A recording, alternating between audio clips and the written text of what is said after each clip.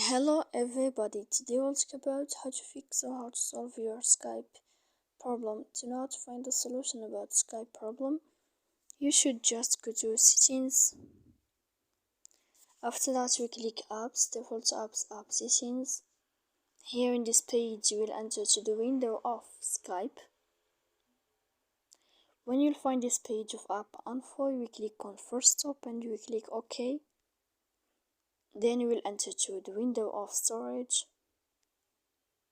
Here we click clear cache, and in the end of all the steps, then you can go to your airplane mode, you can turn on, and you can wait a moment to turn off your airplane mode again.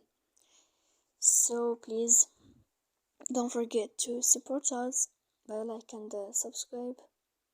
See you next time in another video, and thank you for your attention and your watching.